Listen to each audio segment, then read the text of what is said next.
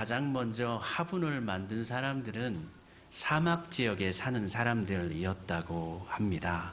아무래도 푸르름, 초록을 쉽게 접하기 어려운 지역에 사는 사람들이다 보니까 여행을 하다가 얻게 된 귀한 식물을 가져다가 집안에다가 이제 화분 위에 심겨가지고 늘상 볼 수 있도록 했던 것 같습니다. 우리나라 같이 어디를 가든지 바깥으로만 나가면은 나무가 있고 꽃이 있는 이런 나라에서는 굳이 집안에 화분을 놓을 필요는 없었던 것 같아요. 그런데 이 화분을 키우는 문화가 점차 발달을 하면서 이제 마을에 정원을 가꾸는 문화, 화분을 가꾸는 문화가 만들어졌고요. 그 꽃을 보기 위해서 그 나무 그늘 안에서 쉬기 위해서 마을 사람들이 또는 지나가는 사람들이 나그네들이 모여서 그곳에서 서로 대화하고 또 교제하고 또 부족한 것이 있으면은 나그네들에게 음식도 제공해주고 하면서 화목하고 화평한 그러한 모습의 전형을 이 화분 그리고 또 화단, 정원 이러한 문화를 통해서 만들어 왔다라고 합니다. 교회도 마찬가지겠지요. 교회도 아름다운 정원과 같아야 합니다. 쓸만한 그늘이 있어야 하고요. 나눌 수 있는 먹을거리도 있어야 되고 의지할 수 있는 서로 믿을 수 있는 그러한 사람도 있어야 합니다. 교회 공동체는 하나님의 은혜 가운데서 허락하신 귀한 하나님의 사역 모임입니다. 이 모임을 통해서 하나님께서는 하나님의 교회의 일을 감당하시고 하나님의 나라를 지금도 계속해서 이루어 나가고 계십니다. 로마서 1장부터 11장까지의 말씀을 우리가 지난주에까지 이제 공부를 했고요. 오늘 12장 나누고 있는데 11장까지는 모든 것들이 다 하나님의 은혜로 우리가 구원을 받을 수 있었다. 우리가 용서받은 것도 하나님의 은혜고 우리가 믿음으로 살 수 있는 것, 하나님께서 불러주신 것도 다 하나님의 은혜다. 라고 고백하고 있어요. 그리고 난 후에 12장부터 조금 분위기가 바뀌는데요. 그 분위기가 바뀌는 이유는 그러면 이제 우리가 하나님으로부터 사랑을 받고 인정을 받아서 이와 같이 복된 하나님의 사람들이 되었으니 구원받은 사람들이 되었으니 이제 그러면 이제 우리가 남겨진 삶을 도대체 어떻게 살아야 하겠는가? 라는 질문을 12장부터 16장까지는 바울이 던지는 것입니다. 그래서 12장엔 특별히 예배에 관하여서 특별히 또 공동체, 우리 교회 공동체 안에서 우리가 어떻게 살아야 하는가라는 것을 바울은 오늘 언급해 주고 있습니다. 그런데 특징적으로 1절의 말씀, 1절부터 3절까지가 12장의 어떤 대제라고 할 수가 있는데 그 중에 1절이 참 압권입니다. 너희의 몸을 하나님이 기뻐하시는 거룩한 산 제물로 드리라. 이는 너희가 드릴 영적 예배니라. 이제 우리가 드려야 할 예배는 영적 예배입니다. 구약에서 드리는 제사가 아닙니다. 영적 예배를 바울은 드려야 한다라고 말합니다. 그런데 영적 예배의 제물이 있는데 그 제물이 거룩한 산 제물입니다. 살아있는 제물이라는 말이 참 독특합니다. 지금까지 드렸던 유대인들이 드렸던 구약의 제사는 모든 제물들은 제단 위에 올라가면 다 죽습니다. 생명을 잃습니다. 그런데 이제 우리가 드려야 할 제사는 죽은 제사가 아니라는 것입니다. 살아있는 제사, 삶 가운데서 드리는 제사여야 한다라는 것입니다. 이제 지금까지의 제사는 용서, 희생, 죽음을 전제로 하는 제사. 이 모든 제사는요, 이제 동일하신 은혜로 마지막에 예수님께서 이 모든 것을 다 완성해 버리셨어요. 단번에, 단 한 번에 죽음을 통해서 희생해서 대속하는 제사. 이 모든 제사는 예수님께서 끝을 내버리신 거예요. 그러니까 더 이상 우리는 죽음을 전제로 하나님과 어떤 언약하는, 계약하는, 타협하는 우리가 이 예물을 바칠 테니까 저희를 살려주세요. 저희를 구원시켜주세요. 이런 거래하는 이러한 제사 드릴 필요가 없는 거예요. 이거는 우리 예수님을 통해서 모든 것이 다 완전하게 드려졌고 완성이 되어져 버렸다는 거예요. 그래서 이제는 우리가 예수 그리스도의 이름으로 말미암아 살아있는 영적 제사를 드려야 한다. 죽은 제사가 아니라 살아있는 제사. 그렇다면 살아있는 제사라는 것은 무엇인가? 살아있다라는 것은 우리가 움직이고 있다는 것이죠. 변화가 된다는 것이죠. 한 번 죽고 끝나는 헌신, 그것이 아니라 매일의 삶 속에서 삶의 전체 과정을 통해서 드려지는 제사가 바로 산제사입니다. 그러니까 예배당 안에서만 드려지는 것이 아니라 우리가 생각하는 것, 목적하는 것, 일하는 것, 나아가는 것, 사람들과의 관계 속에서 살아가는 삶의 방식, 우리 삶에 허락된 모든 시간과 공간 속에서 우리가 살아가는 삶의 사용 방법, 이 모든 것들이 다 하나님 앞에 살아있는 제사가 되어야 한다라는 것이죠. 그러니까 어찌 보면은 훨씬 더 많이 어려운 것입니다. 구약에서는 제사 시간만 잘 드리면 된다고 생각했어요. 잘 헌신하면 된다고 생각했어요. 그런데 지금 우리가 드려야 할 제사는 이제 모든 삶의 모습, 모든 삶의 영역, 모든 것 속에서 하나님께 올려드리는 제사가 되어야 한다라는 것입니다. 특별히 너희 몸을 드리라라고 말씀해 주고 있습니다. 여기서 몸은 단순한 육체를 말하는 것이 아닙니다. 헬라적 사고로 보면 헬라는 거의 대부분의 사고에 있어서 이분법적인 그 사고를 가집니다. 육체와 영혼, 하늘과 땅을 아주 이분적으로 나눠요. 그래서 심지어는 하늘의 것에 대해서는 거룩하고 영적인 것이지만 완전히 옳은 것이지만 육적인 것에 대해서는 뭐 괜찮은 것, 타락해도 되는 것, 뭐 그럴 수 있는 것으로 치부해버리는 문화가 헬라의 문화가 있는 것이고, 그 문화 속에서 만들어진 종교가 바로 영지주의고, 이 영지주의가 이후에 교회에 들어와서 성도들을 방황케 했죠. 그런데 여기서 말하는 몸은 성경에서 이야기하는 몸, 구약 성경에서 이야기하는 몸, 그리고 또 히브리적 사고 속에서 말하는 몸은 단순한 몸을 얘기하는 게 아니에요. 우리 삶의 전 영역을 얘기하는 거예요. 우리 삶의 육신뿐만 아니라 우리의 마음과 심지어는 우리의 영혼까지 포함하는 개념입니다. 그러니까 우리의 삶의 전체를 얘기하는 거예요. 우리의 삶의 전체를 하나님께 올려드리는 것이에요. 내 계획, 내 생각, 내 선택, 내 목적, 내 능력, 내 마음과 영, 그 모든 것을 의미합니다. 그것을 어떻게 해요? 하나님께 우리의 몸을 살아있는 상태로 살아가는 삶의 모습을 그대로 하나님께 올려드려야 하는 것이죠. 그리고 이 모든 것을 제 뜻대로 살지 않고 하나님께 바치겠습니다라고 제단 위에 올려드리는 것이 거룩한 산 제사가 되는 것입니다. 근데 이것을 하나님께 제사로 올려드리는데 그냥 드리지 않고 우리 몸을 올려드리는데 더하여서 거룩하게 라고 또 이야기합니다. 거룩하게. 성경에서 거룩함이라는 말이 전제될 때에 가장 우리가 크게 생각하는 것은 완벽함이죠. 그런데 거룩함의 전제 조건 가운데 가장 큰 전제 조건은 완벽함이 아니라 구별됨입니다. 구별됨. 우리가 세상에서 살아가고 있으나 세상의 삶의 방식과 구별된 삶을 따르는 것이 바로 거룩함입니다. 그렇다면 하나님의 뜻에 맞게 우리의 방향이 달라지는 것이 너무나 자연스러워져야 하는 것이죠. 사실 우리가 살아가는 모습 속에서 모든 것들이 다 하나님 앞에 합당한 것은 아닙니다. 합당하지 못한 것이 많습니다. 우리의 삶에는 여전히 실패가 있고 낭망도 있고 부끄러움도 있습니다.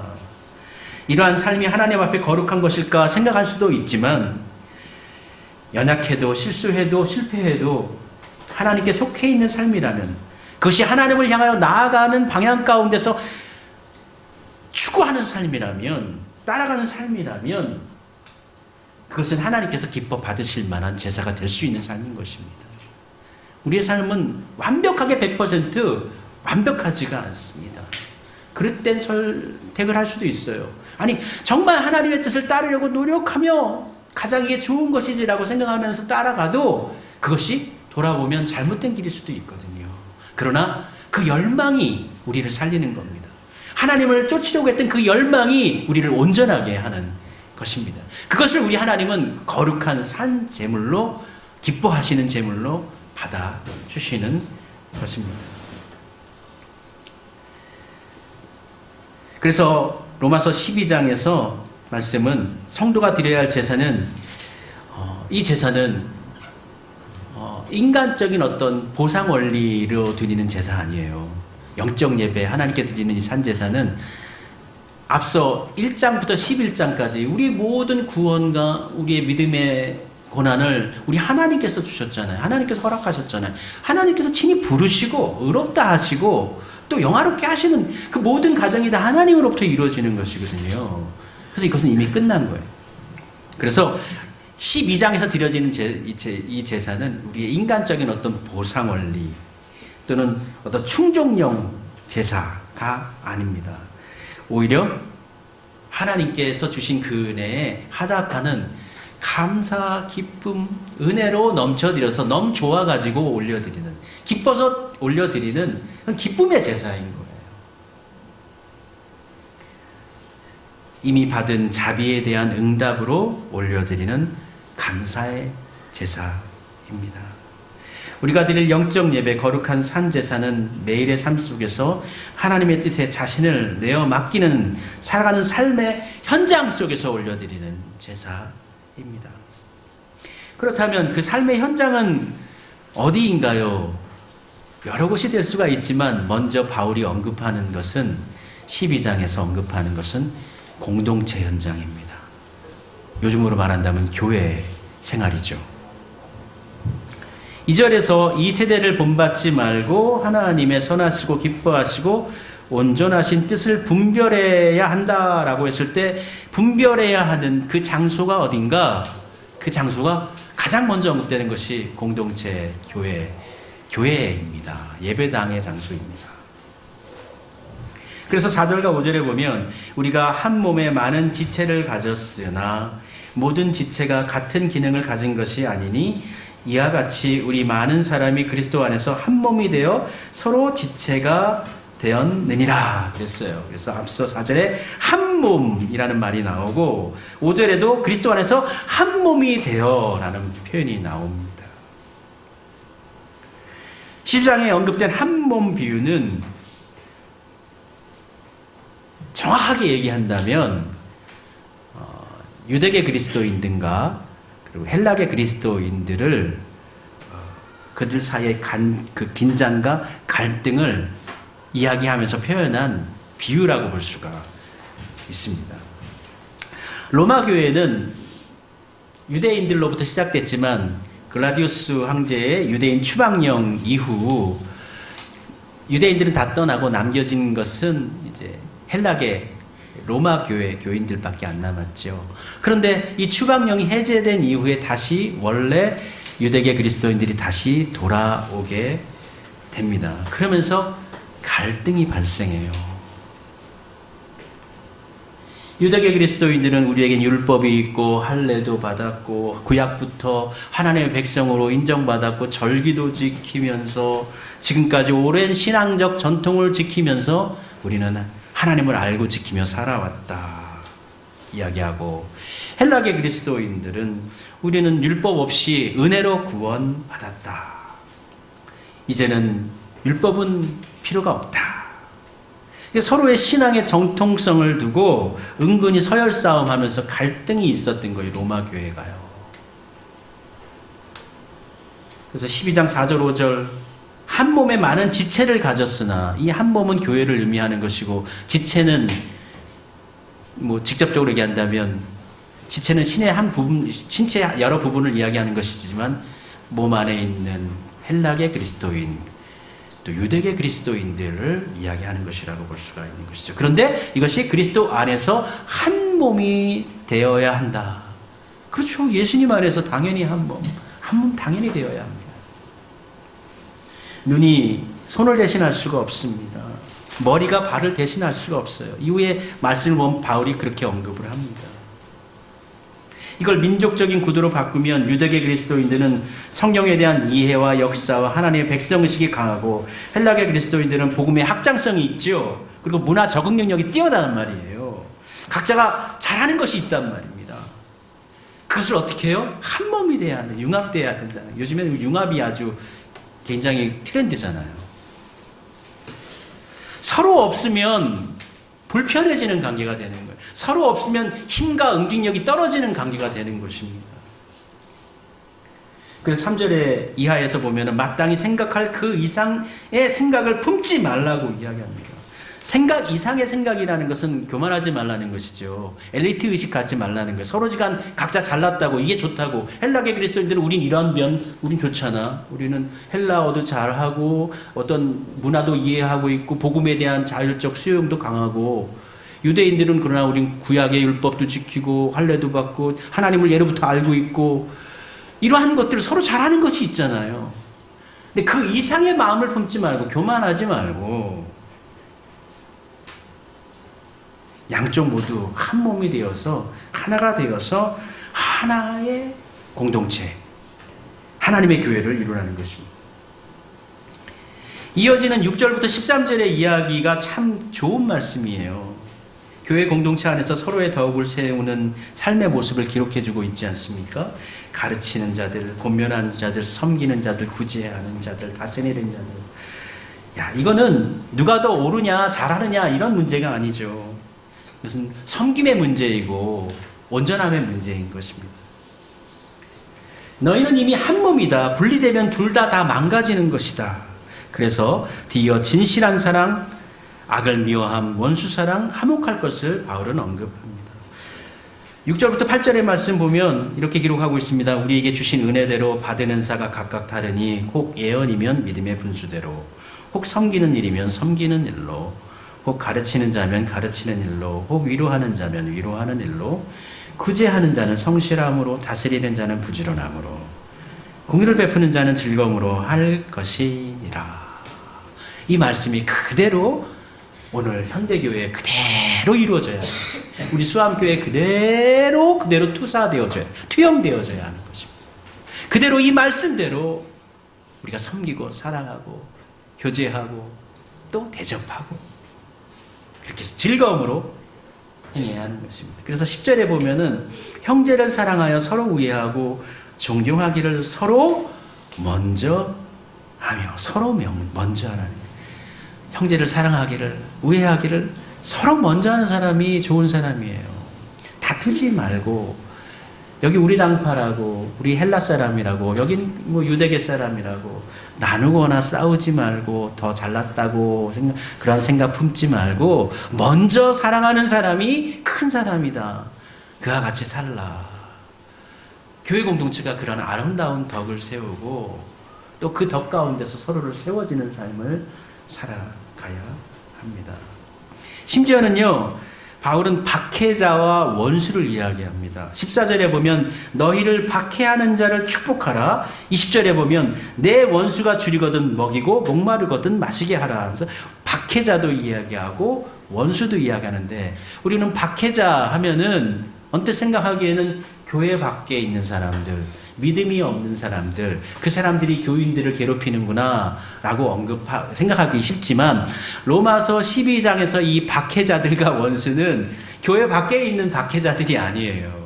교회 안에서 나를 박해하는 사람들, 교회 안에서 나를 싫어하는 사람. 우리 교회는 없어요. 저는 없다고 저는 100% 생각합니다. 그러나 이전에 제가 그 교회 이제 생활을 하다 보면 교회 가운데서도 왜 그렇게 완력들이 있고 암투가 있고, 왜 하나님의 일을 하면서도 서로 의견이 다를 수는 있지만 하나님의 일을 위해서는 서로 협력하고 이해하고 뭐 그게 맞지 않습니까? 그런데 바울 당시에도 이 로마 교회가 그러한 문화가 있었던 것 같아요. 그래서 서로 미워하고 서로 척지고 원수되고, 로마서 12장부터 이제 15장까지 이후의 내용을 보면은 오늘 본문 가운데서는 이제 헬라계 그리스도인들과 유대계 그리스도인들의 갈등이 나오고, 이어지는 본문에 보면 이제 강한 자와 약한 자, 교회 안에도 강한 자가 있고 약한 자가 있고, 또 교회 안에도 비판하면서 판단하는 자가 있고, 또 한편으로는 소외당하거나 무시당하는 자들이 있었던 거예요. 바울이 말하는 원수는 내 입장을 왜곡하고 나를 깎아내리고 은근히 상처 주는 사람. 근데 우리 이렇게 상처를 주면 안 되죠. 상처를 준 사람들은 회개해야 되고 상처받은 사람들은 또 용서하는 마음을 가지고 살아야 합니다. 가지고 그 마음, 아픈 마음 가지고 살아봐야 나만 합병 나고 힘들지 좋을 게 없어요. 저도 뭐 죄송합니다만 나이가 많지는 않지만 나이가 조금 드니까 용서하는 마음이 조금 쉬워지더라고요. 젊었을 때는 딱딱하고 뭐 좀 맞지 않으면은 화도 나고 뭐 그렇거든요. 그런데 나이가 조금 드니까 다 이해가 돼요. 좀 성격이 나쁘신 분들도 뭐 어떤 분들도 그러한 상황이 전제되고 있고 또 환경이 그렇기 때문에 그랬겠죠. 다 이해가 됩니다. 요즘에는 뭐 그 가장 우리나라에서 지금 그 뭐라 그럴까요? 그 이슈가 되는 게 막 코스피 막 5,000 포인트 막 올라가고 막 그러잖아요. 전 주식이 하나도 없어요. 근데 저는 5,000 올라가니까 기분이 좋아요. 저는 못 벌었지만 다른 분들은 벌었잖아요. 그러니까 저는 기분 좋아요. 다른 분들이 돈 벌었으면 우리나라가 더 좋아진 거잖아요. 하다못해 뭐 국민연금도 자산 가치가 많아졌다는데 저는 개인적으로는 그 대만의 TSMC라는 회사 제가 예전에 알기로는 삼성전자 그 총 액수의 한 50%밖에 안 됐던 회사인데 어느 날 보니까 삼성전자보다 3배가 더 커진 회사가 됐더라고요. 우리나라는 이렇게 작아진 것 같은데 거기는 엄청 커졌잖아요. 그러니까 배가 좀 아팠어요. 그런데 요번에 막 많이 떨어졌을 땐 삼성전자 뭐 5만 원도 떨어졌었는데 이번에 다시 뭐 19만 원까지 올라가니까 이거 많이 올라갔잖아요. 그러면 저쪽 회사보다 좀 커졌는지 안 커졌는지 모르겠지만 좀 기분이 좋잖아요. 우리나라가 커지고 기업들이 커지면 우리나라를 위해서 또 세금도 많이 내고 좋아지지 않겠어요? 다 이해가 되고요. 그렇습니다. 웬만하면 이해가 됩니다. 서로 사랑하고 축복하는 게 좋은 거예요. 그리고 이해하고 받아들이고 편하게 가야지 그걸 꿍 하고 갖고 살면 더 어려워요. 나만 살기 힘들어요. 그래서 교회 안에서도 그러한 부분이 있었기 때문에 바울은 오늘 본문 가운데서 서로 갈등하지 말고 당신들은 이미 한 몸, 한 공동체니까 서로 각자 잘하는 바가 있고 그 역할에 따라서 그 역할을 감당하면은 아름다운 하나님의 교회를 이루어 갈 수 있다. 언급해주고 있는 것이죠. 마땅히 생각할 그 이상의 생각을 품지 말고 오직 하나님께서 각 사람에게 나누어 주신 믿음의 분량대로 지혜롭게 생각해라. 믿음의 분량대로 하나님께서 이 능력과 이 모든 걸 어떻게 해요? 분량대로 하나님께서 주셨다라는 거예요. 우리는 하나님이 왜 저 사람은 많이 주고 왜 저한테 조금 주세요? 이렇게 투정 부릴 수는 있지만 하나님 주신 것에 대해서 그래서 감사하고 인정하고 받아들이는 넓은 마음으로 따라가는 것이 훨씬 더 유익하고 그러한 분들 가운데 하나님께서 더 큰 은혜를 베풀어 주실 줄 믿습니다. 하나님께서 주신 분량대로 그 인정할 수 있어야 돼요. 하나님의 권위를 인정해야 돼요. 하나님께서 내게 이것밖에 안 주셨어. 짜증내고 화내어서 뭐합니까? 저는 그렇게 공부를 잘하는 머리가 아니에요. 뛰어난 머리가 아니에요. 그런데 어떤 사람들은 공부를 잘하잖아요. 한 번만 봐도 외워지고 또 그리고 선성적으로 타고날 때도 오래 앉아 있을 수 있는 인내력을 가지고 있는 사람이 있어요. 어떤 분들은 5분만 10분만 앉아 있어도 잠깐 뭐 집중 안 돼갖고 나갔다 오고 갔다 오고 집중력이 안 되잖아. 그러면 합성력이 떨어질 수밖에 없거든요. 사람마다 성향이 있고 하나님께 주신 분량이 있어요. 공부 못하는 사람한테 우리는 그냥 전부 다 공부시켜가지고 나는 무조건 그냥 공부를 하루에 12시간 넘게 해도 인서울을 못 가는 애한테 계속 공부해서 그냥 힘들게 하면서 인서울 가게 하고 공부를 하루에 4시간만 해도 인서울 갈 수 있는 애한테 그런 애들은 그렇게 해도 되지. 하여튼 뭐 이런 일을 하든 저런 앞으로 지금 우리나라 사회에서 이제 힘든 일을 하든 기술직 하는 분들을 대우받잖아요. 네, 맞습니다. 여하튼 하나님께서 허락하신 분량 그것을 인정할 수 있어요. 내게 허락하신 분량이 내가 평생 살아왔는데 내가 이렇게 살아왔는데 내 재산이 이것밖에 안 돼. 내가 가진 것이 이것밖에 안 돼. 낭망하지 마세요. 자족하고 감사하면 재벌보다 큰 은혜를 하나님 나라에 가서 경험할 수 있습니다. 이 땅이 전부가 아니잖아요. 이 땅의 것은 지나가는 것들이에요. 우리가 아무리 오래 살아봐야 100년 넘게 살 수도 있지만 아, 100년 넘게 사셔도 뭐해요. 거의 80세 이후부터는 그냥 지팡이 짚고 다니시거나 맨날 병원 다니시거나 아파하시잖아요. 건강한 가운데서 살아가는데 가셔야 되는데 오랜 세월 아닙니다. 올 한 해도 얼마나 빨라요. 2026년 아이고야 뭐 1월달 새 신년 예배 드린 지 얼마 안 됐는데 벌써 1월이 뭐예요? 벌써 2월이 다 지나가고 있으면 2월이 다 지나가고 있어요. 한 해가 금방입니다. 1년도 금방이에요. 올해도 금방일 거예요. 그 삶 가운데서 하루하루 감사하고 자족하고 그 삶 가운데 하나님의 인도함 받으시면서 하나님 의지하며 살아가시면 그것이 복인 줄로 믿습니다.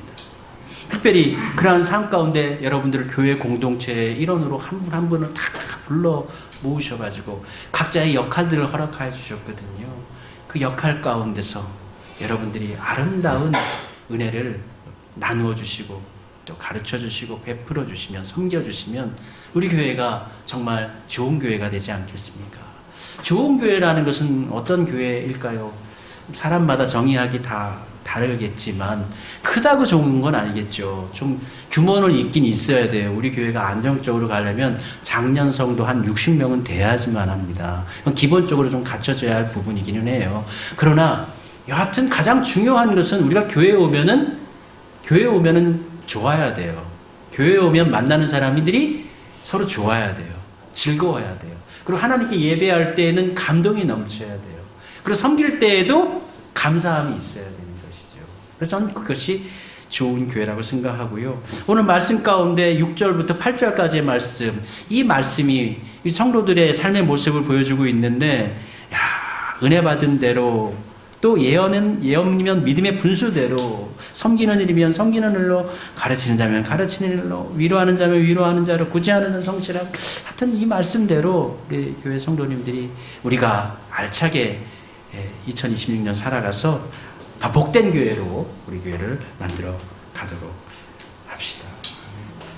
심지어 17절과 18절, 20절에는 이렇게 이야기하고 있습니다. 아무에게도 악을 악으로 갚지 말고 모든 사람 앞에서 선한 일을 도모하라. 할 수 있거든 너희로서는 모든 사람과 더불어 화목하라. 모든 사람과, 특별히 이 말씀 교회 공동체 모든 분들 서로 지간 화목하라는 것입니다. 20절에는 말씀하고 있습니다. 내 원수가 줄이거든 먹이고 목마르거든 마시게 하라. 아유, 원수를 어떻게 원수를 사랑할 수가 있어요.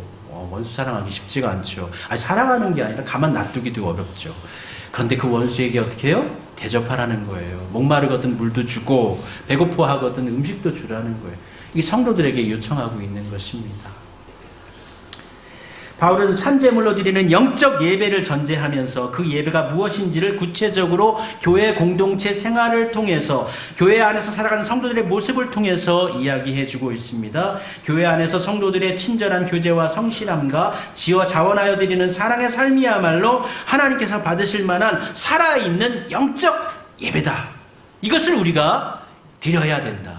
구원은 하나님께서 이루셨으니 우리는 감사함으로 유의 삶 가운데 깨어 있어서 이러한 삶의 모습으로 삶의 현장에서 아름답게 살아감을 통해서 영적 예배로 하나님께 나아가는 삶을 살아야 하겠습니다. 이렇듯 하나님께서 원하시는 것이 이와 같은 삶의 방법, 모습들인데 우리가 그 하나님의 뜻을 쫓아서 살아가야 하지 않겠습니까? 그와 같이 해서 아름답고 복된 교회를 만들어야 하지 않겠습니까? 우리 하나님, 우리를 선한 길로 이끄시면서 온전한 삶의 영적 예배의 삶으로 저희들 나아가게 해주십시오. 기도하면서 우리 정말 멋지게 우리 교회 생활하고 또 우리 수암교회를 아름답고 풍성하게 은혜롭게 하나님 보시기에 참 좋은 교회로, 작지만 알차고 정말 행복한 교회로 우리 함께 협력하여 만들어 가도록 합시다.